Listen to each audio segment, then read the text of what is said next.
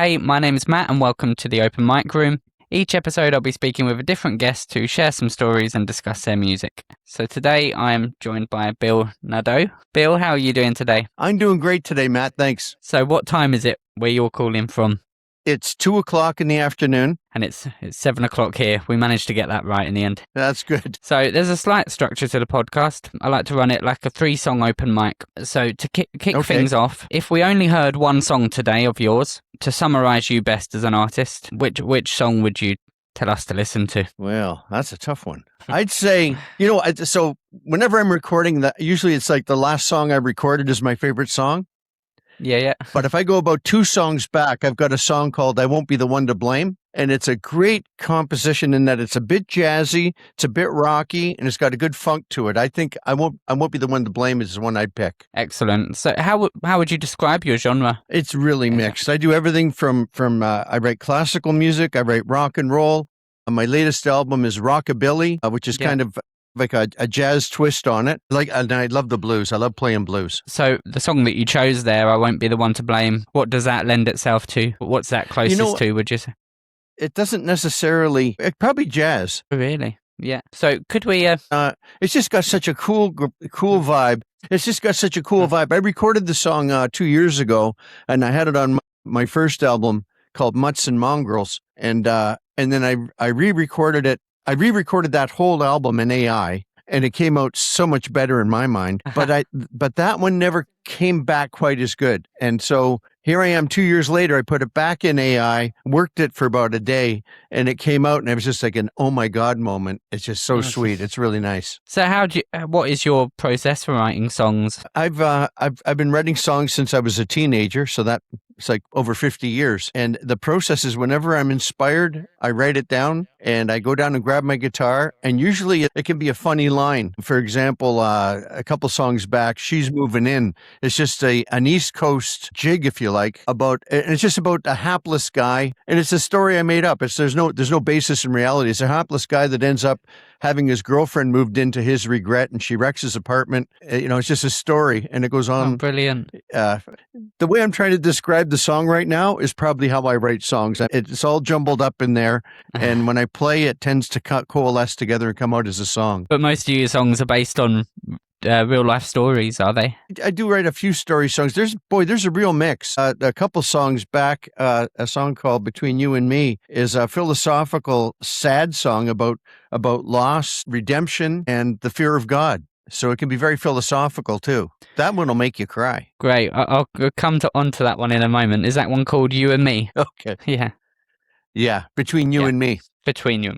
Right. But before that, you said that you started as a teenager in music. What inspired you to first pick up the guitar and start writing I started in music before that. Oh, did you? Writing or just playing guitar? Music in general, both really. Well, you know what it was? So I'm old enough to remember the Beatles on Ed Sullivan, and it was that moment. No question. I was 6 years old, and 70 million people in North America were watching the Beatles on Ed Sullivan, and I was one of those people, and I was just gobsmacked. I was just gobsmacked by it, and it was life-changing, and it's been ever since. And I've found a lot of joy in music, and I still find a lot of joy in music, and probably never so much as I am right now. This is a great time for me. It's a great time to be alive. What's been going on in recent years that's made you enjoy music more than before? I think the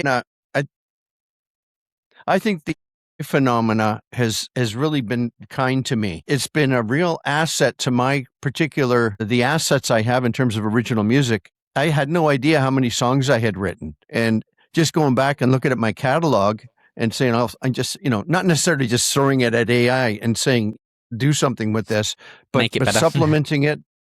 Yeah, making it better. And it's really made my catalog stand on its head. It's just great. And I've even taken some other people's tunes too, who I introduced. I met a guy at a music store, and I know he's a good writer, but his productions weren't great. And I took one of his songs, and I took a good song and made it, oh my God, great, and gave it back to him. So I get a lot of pleasure out of that. It's great to get your take on AI and to hear someone talk about it in such a positive way. Because there's a lot of negative press, isn't there, about AI, and a lot of worry for people. But you seem to have found a way to make it work for your advantage. Well, the worry is legitimate. And I don't like to see anybody get displaced, as I didn't like to see people get displaced when the internet first came out either, but they did. And they're going to now, probably even more so. But I don't have the answer for that. I can't find a job for all the truck drivers that are going to be laid off when trucks start driving themselves automatically. But that, for me, this is a sweet spot. Before AI kills us all, I'm going to use it to write great songs. So you're just embracing the inevitable. Yeah, I'm not necessarily optimistic about the eventual outcome, but here we are. It's lending itself to like I say, I'm in a sweet spot, I think. And I don't think it's going to last forever, but I'm enjoying the ride now, that's for sure. So the next song of this fictional open mic set, I like to ask if you've got a sad song, and you just mentioned you've got one that would make me cry called Between You and Me. Would you be able to tell me a bit more about that song? Well, yeah, it's a song. I was writing project music for Taxi. Do you know Taxi, the A&R company? I don't actually. No. Okay, so what they do is you sign up and you become a member, and they give you tasks to write. One of them was to write about loss, and I think it was about a son losing his father and visiting his grave. And so I ran with it. I've never even had the experience, fortunately. My dad's still alive, but I imagined it. And I came up with Between You and Me, and there's some lines in there that are just so sweet and they're sad, but it's supposed to be sad. Let me take a look at the lyrics on that. Well, the one where he's standing in front of the grave and he says, "Do you feel the wind? How about the rain? Or is every day for you just about the same?" So he's talking to him about what his death experience is. It's very sweet. A little dark, but it's sweet. So it's from the perspective of the son, is it, talking to his dad? That's correct, yeah. So Between You and Me would be your choice for this middle section? For the sad song, absolutely. Now, I do have another one called, and this is a great tune too. I'm excited about my music, maybe too much so, eh? No. But, and this one was a personal thing. It's called In the End. And Okay. in the early 2000s, I became a single dad. So I had my two sons at home, but my ex-wife left with my daughter, and there was one day I was standing in the living room looking out at her swing in the backyard, and the wind was pushing the swing, and I wrote the words. It took 20 years to finish this song, but it's so sweet, but it's so dark too. In the End is what it's called. Oh, I don't have the lyrics on board. What it is the swing, it swings so empty as the wind plays on my sorrow. And I ended up writing this song about just around that, but that's another one I think you like. It's on the Next album. The album's called Next Album, which wasn't really very good idea considering now when I'm putting up my next album, they think I mean my last album. Yeah. Oh, so that must have been a very tough time for you when you wrote that song. It was. So the song was called Sorrow for about 20 years, and I never finished it until about 2 or 3 years ago. I put it all together and patched it up, and it's a beautiful song. I recommend if you haven't heard it yet, it's on the Next album. Yeah. It's the last song on the album, and it is just beautiful. It's one of, and it's complicated. It's not a simple song at all. How did that time affect your songwriting? I don't think I had time to be as sad as I would have been, just because I had 2 boys to raise and 2 jobs, and and trying to keep a house together and all that. It was difficult, but somehow there's a lot of joy in parenthood, I guess, and I think I wrote a lot of happy songs too at that time. So I don't know. I have a really mixed feeling about that time. Like, it was a special time with the boys, and we had what we called the no hassle castle, where we just we broke some of the rules or the things in the household. Let's have our dessert first before dinner. Right. If you don't eat all your dessert, you don't get your dinner. That sort of nonsense. Sure it was. Do you get the chance to perform? I do. I'm going through a transition right now because I put 4 albums out in the last year. Actually, this year. I've got 4 albums out this year, and it's only May. So, yeah. And so, I'm kind of looking at a transition. I've got enough material. I could play a whole night of original music easily. But that's not good for business. If in terms of the regular things I normally play, I can't do that. So I'm starting to look for gigs where I can play original music, and it's going to cost me money. I know I'm not going to make as much, and I know I haven't found that secret yet. What I've done is I'm used this instead of printing CDs, because nobody has CDs anymore. I print these cards and I put in a QR code, so that people Oh. can scan it and download the music and contribute, So I think it's a great idea, and it's failing miserably. I think that's a great idea. I've not seen anyone else do that before, I but can drive people. No, I thought of it. So I started off with a card, and the card is the same size as a CD, yeah. and people were just throwing the card away. So I put it in plastic, and so they do keep it because it looks like a product when it's in plastic. And on the back, I put a QR code for the food bank, the National Food Bank. And so I said, if you're not going to give me the money, at least give it to the food bank, right? So last year I raised about altogether about $5,000 for the Food Bank of Canada. Amazing.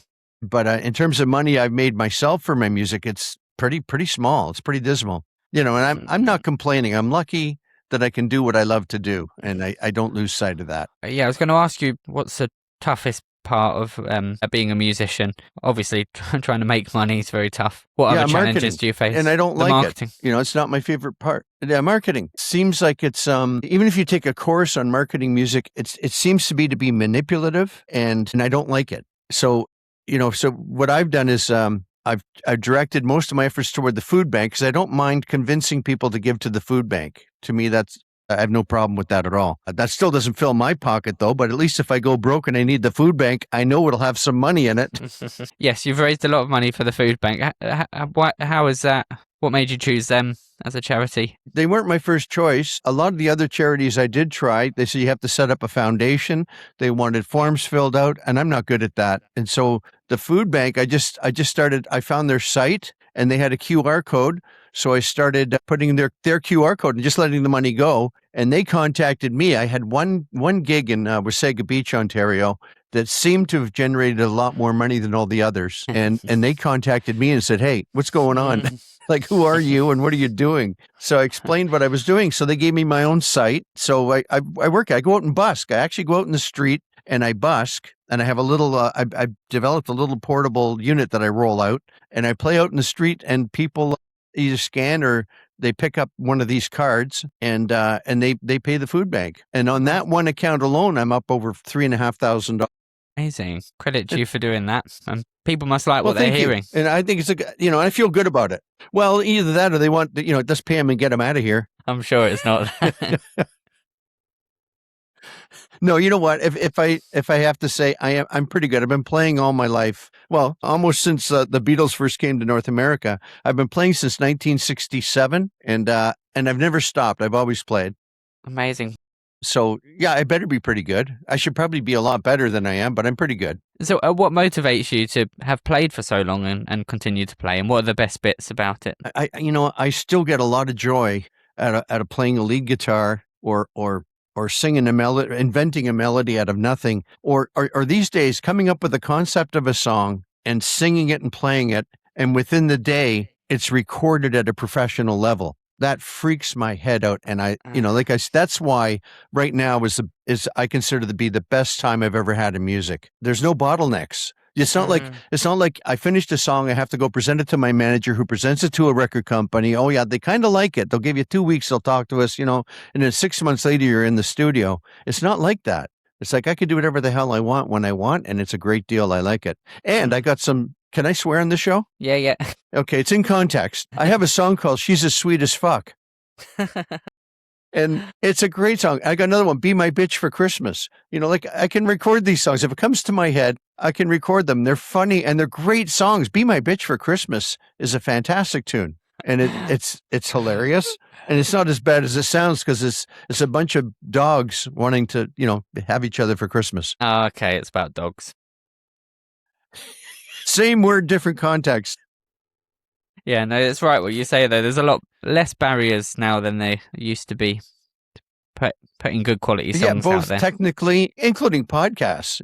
I couldn't say "She's as Sweet as Fuck" on a radio interview, but I can on your show. Yeah.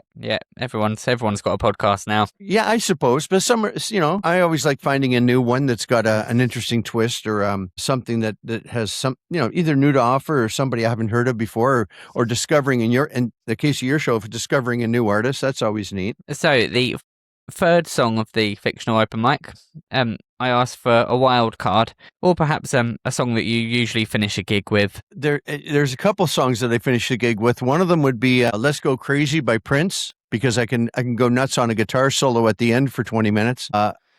AC/DC, Whole Lotta Rosie, and another one is "Keep Loving Me, Baby." I do the Colin James version, and it's a gas. It's a lot of fun. Okay, so you usually finish on a cover, do you? But what about if you did one? Yes, yeah. One of yours. That might change, but that's what I do now. Yeah, one of mine. I haven't ended a night with one of mine yet. If I was going to, it'd be one of the rockabilly songs for sure. And I suspect it'd be either Georgina, Now You Do, or Irate Blues. Okay, I'll pick one of those and then link it in for the finisher. Now, Georgina's really interesting. I did the first Georgina Rib Fest in 2007. And on the way to the gig, I thought, first of all, the gig was over my head. It was like 6,000 people, and I'm up there with I do a solo, right? I have a track show. I call it Bill Nadeau and the 21st Century Binary Backup Band. And I thought, I should really write a song for the Rib Fest. So I thought of the words, her father's name was George, her mother's name was Tina. They had a little girl, and they called that girl Georgina. And I never fell in love like that before. And that's where the song came from. And it's pretty funny. It's a lovely summer love song. Ah, brilliant. Maybe we'll finish with that one then, Georgina. It's a good tune. You'll like it. And it's perfect in time for the summer over here. That's just begun. That's right. In the last 48 hours, we've had a heat wave warning. We've had a frost warning last night, a tornado warning. So we've had every possible combination of weather you can imagine here right now. Is that quite normal where you are? Quite extremes in the weather? Well, at this time of year, it can be. But this has been really unusual in that we get a heat warning, and within 24 hours, we get a frost warning. So everybody's out there planting their gardens just to get them destroyed. So have you always performed solo, or have you had bands in the past? I've played with bands in the past. Probably the most notable would be Repeat Offenders in the 1980s. But starting in about 1989, I started doing a solo. I just seen the writing on the wall. I didn't think I could sustain myself playing with the bands because the money was going down. There was way too many bands, not enough places to play, and the money was going down every year. So I figured out a way I could play by myself. And that didn't make me very popular, by the way, with other musicians, as AI is not making me very popular with other musicians now either. That's interesting. Why did that make you unpopular to go solo at that time? I've had people actually come up and tell me, you're taking all the gigs and now nobody's got gigs because guys like you are just up here playing solo. And I was one of the first ones around here doing it in 1989. So they just look at it as a way that I can avoid paying anybody else. So obviously drummers are not happy, or bass players, or, people who can't necessarily sing and play at the same time. But if you're getting booked, it's not your fault, is it? Well, they've got a point, but it's like I say, I don't enjoy seeing people get displaced because people put their heart and soul into this thing. I mean, I use technology for my benefit and I'm going to keep doing that, but I don't get joy out of taking somebody's gig. And I don't poach gigs. It's not like I go out and purposely say, oh, there's a room full of that has a band in there that I could steal their gig. It's not like that. People see me and they want to hire me. I'm pretty good at what I do. So what have you got coming up? What are your future plans? Well, I got another album coming out. Like it's already finished. It's just that I finished it 2 weeks after I did the last album, so I didn't put it out yet. It's called Rockabilly's album, and it's a rockabilly take on jazz. If I had to compare it to anything, I'd say modestly Stray Cat-ish. It's got some Stray Cat stuff. It's very energetic, and one of the reasons I put this one out is the last album, which was called The Next Album. My God, this is convoluted. Was very musical, but when I finished it, I realized that it's not great for live. The places I play live, they want to dance, they want to move. So I thought I got to write an album that lends itself to my live show, and this one certainly does that. And it's got some funny stuff on it too. It's got some really funny stuff on it. A bit of road rage, an imaginary band called Lester Parker and his Piss Nipple Band, Mercy Me, which is a beautiful song has a hidden meaning that once you get it, you'll laugh. It's brilliant, I think, if I do say so myself. No, you're allowed to. I'm looking forward to checking that out. Good. So where can we find your music? Is it on all the usual platforms? It is on. Yeah, it is. I've got a web page called billnadeau.com. And that's got some really cool stuff on it. I don't mean to be evangelistic about it, but I think I've got a great webpage. I put a lot of time into it. I even put a thing on there for people who produce music, and it's called Listen Up, and it gives you a hearing test because old people like me, we lose a lot of frequency in our hearing. What it does is it gives you a hearing test, and then it gives you a custom EQ so that you can compensate for what you can't hear normally. Yeah, I think it's really cool. It's underused right now. In fact, sometimes I forget it's up there. Also, I put an AI versus analog. So all the songs that you hear, not all of them, but a good portion of them, have the original song that I put into Suno to get these high production songs out of. And some of the songs were on albums before, but I have them compare. So you select a song and you push a button and it gives you a selector A, B, comparing the songs, what they sounded like originally and how they ended up coming out after AI treatment. Great. So you can hear the pre-AI version as well. Yeah, and it gives you like I'm coming clean, if you like. Yeah. You've got some excellent ideas. I've got a lot of, when I'm enthusiastic, I think I'm a bit like the crocodile hunter or the, so I like what I do and I'm really excited about it. And I drive my wife crazy. And if I get an idea, I'll jump up from the table, run downstairs, and I'll be gone for like hours at a time. But like I say, I like where I am right now. And I think the technology lends itself to what I'm trying to do. I'm not sure if there's any money in it, but it's not about money. It's about music. And I've never made so much music in my life. This is really a fun time. Yeah, you're the most forward-thinking person I've spoke to with the ideas you've come up with. Because you're right. Well, thank you. The CD QR code thing, that was so clever. And a hearing test before you listen to the music. It sounds such an obvious thing to do that you should check that your hearing's okay before you listen to music. Well, and I thought of this before. And you know what the difference is now? Is I put that idea into AI and I said, here's what I'm thinking. And it says, well, why don't I write the code for you? Right? Wow.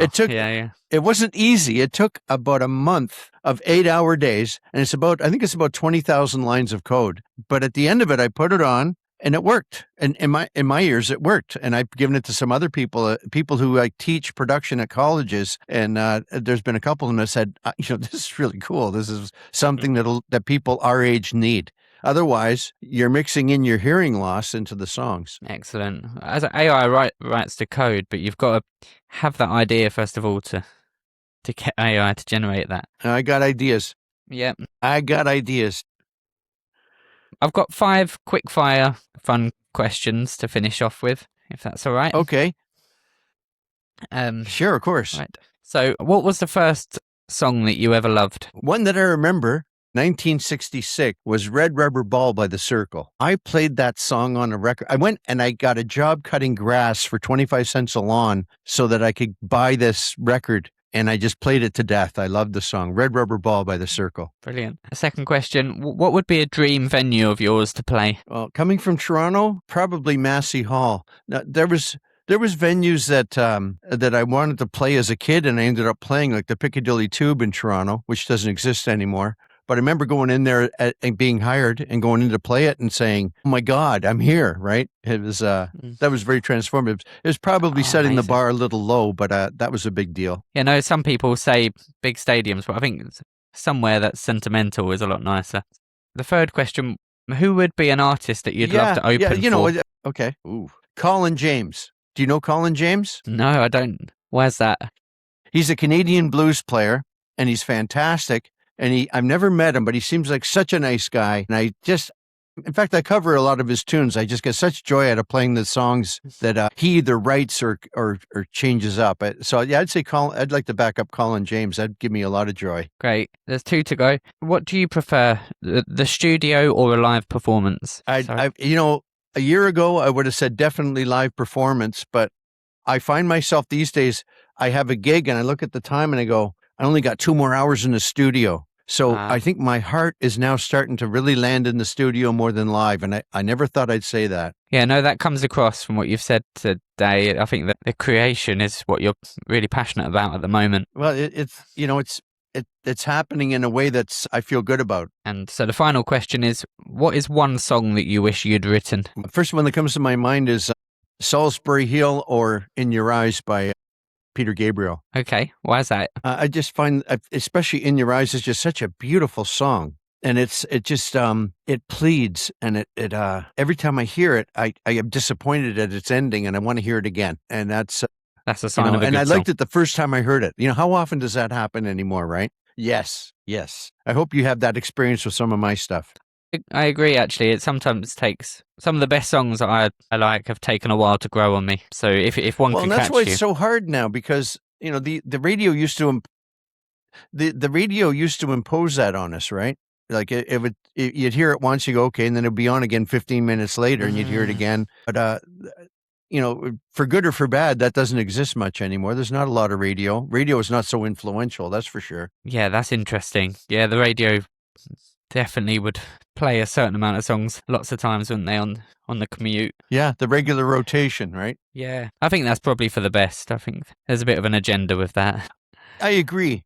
I agree. And although it's so now you have to. How do you now instill your music on people? They'll come to my page, they'll hear it once, and then they'll forget about my page. And I understand that. Hopefully, the QR code lends itself a little bit to getting people to come back. But so far, it's not. But that's not been a success. But like I said, marketing's not my favorite thing. We need to get your songs added to people's playlists on Spotify. I think that's a way in. No, I haven't. I don't even know how to. I've heard about that. I don't even know how to do that, to be honest, Matt. I don't know. Like, who do you call? So what have you got on for the rest of the day? I tried to look up Mr. Spotify. He's nowhere to be found. No, he's in hiding.